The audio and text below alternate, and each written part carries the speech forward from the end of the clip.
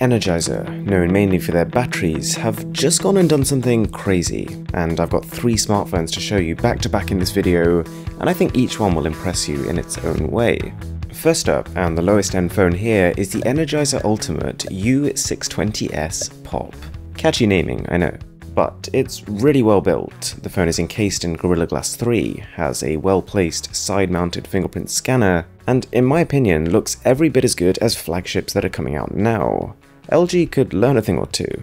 Also, I refuse to believe this is coincidence. The smartphone has a pop-up dual camera which creates the silhouette of one of the company's iconic batteries.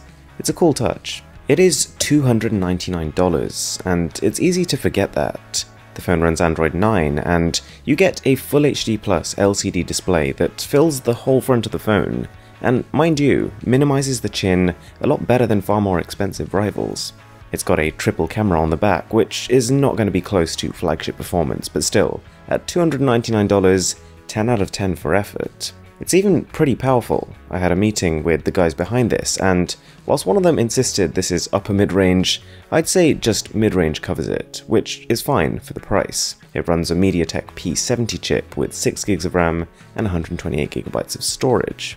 Now, the next phone, and I really think the company needs to look into hiring someone to name their products, is the PowerMax P18K Pop. And, well, it's a complete monstrosity of a smartphone. In fact, even to call it a phone would be a bit of a stretch, seeing as this thing weighs more than some tablets at 472 grams. It's still just as solid and well built, but surprising because it's in a form factor that I've never seen before. You know, the funny thing is though that Energizer have built a device thicker than 3 flagship phones stacked on top of each other and still haven't added a headphone jack. It's ironic, but it does make sense because this phone is all about the battery and a headphone jack might cut into that, or mean the production of a custom cell to fit around it.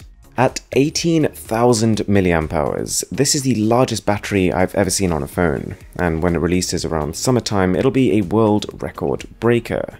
And they've managed this by stacking 3 6,000 mAh cells on top of each other. So, what are the numbers? Well, according to the chief product guy, a conservative estimate would be 40 hours of gaming, 90 hours of call time, and a pretty staggering 50 days of standby time. It comes with a fast charger too, but just because of how much of a unit this device is, it still takes 9 hours to charge. In terms of other specs, it's pretty much identical to the first phone I showed you, but this mammoth battery has essentially doubled the price of the phone, which I was quoted would be on sale for around $600. I'd be curious, would you consider paying double for a phone with a significantly better battery?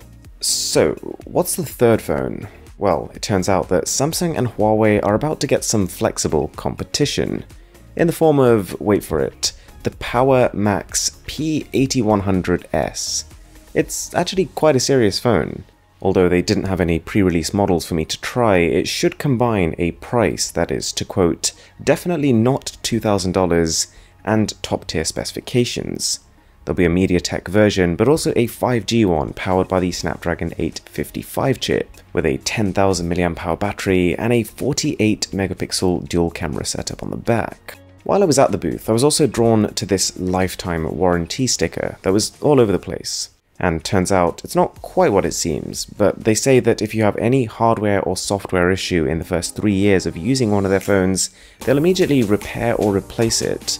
So it's still pretty cool. If you enjoyed the video, a sub would be massively appreciated, and as always, my name is Aaron, this is Mr. Who's the Boss, and I'll catch you in the next one.